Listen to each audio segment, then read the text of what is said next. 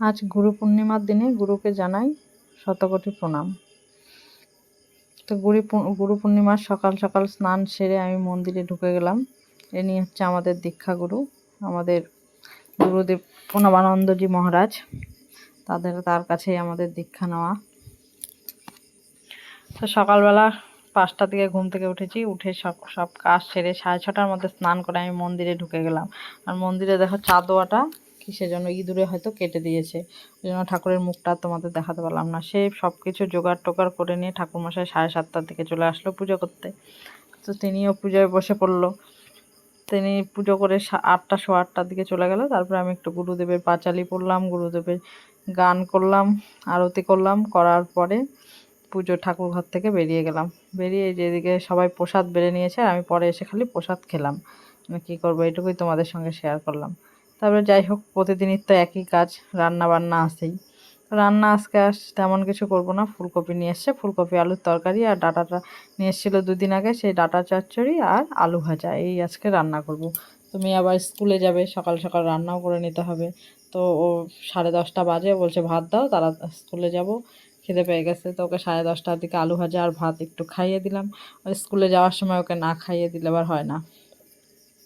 মানে এদিকে দেখো, আমি এদিকে ডাঁটা চচ্চড়িটাও কড়াইয়ে বসাইছি, আর এদিকে ফুলকপিটাও সিদ্ধ করতে দিয়েছি। কারণ এখনকার ফুলকপি সেদ্ধ না করলে কেমন একটা গন্ধ করে, ভালো লাগে না খেতে। সে সেদ্ধ করে নিয়ে ওটা ওইদিকে ওগুলো হচ্ছে, এদিকে মেয়েকে খাইয়ে দিলাম। তারপর তো খেয়ে দিয়ে রেডি হয়ে বেরিয়ে পড়বে স্কুলের উদ্দেশ্যে। ওরও খাওয়া হয়ে গেল। তারপরে এই যে আমার সকালের খাওয়ার প্রতিদিন মুড়ি না হলে চলে না। মুড়ি আর সঙ্গে আলু ভাজা যেহেতু হয়েছে, আলু ভাজা নিয়ে বসে পড়েছি। কেননা মুড়িটা আমার একদম প্রিয় খাবার। মুড়ি না খেলে সকালবেলা আমার ভালোই লাগে না।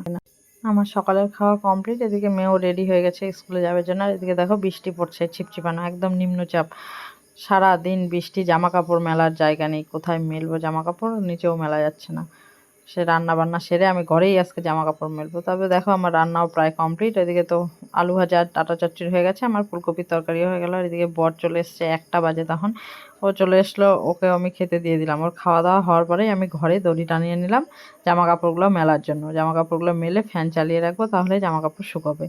কেননা এই বর্ষার মধ্যে কোনো জামা কাপড় শুকাচ্ছে না, আর আমি তাই করি বৃষ্টির মধ্যে, ঘরের মধ্যে জামা কাপড়গুলো মেলে রাখি। তারপরে মেয়ে স্কুল থেকে চলে এলো 4টায়। ও এখন বলছে খাবে না, বান্ধবীর বাড়িতে যাবে স্কুলের একটা প্রজেক্ট তৈরি করতে। তো সবাই মিলে স্কুলের ওই প্রজেক্টটা তৈরি করলো। আর তারপরে ও 5:30টার দিকে বাড়িতে এলো।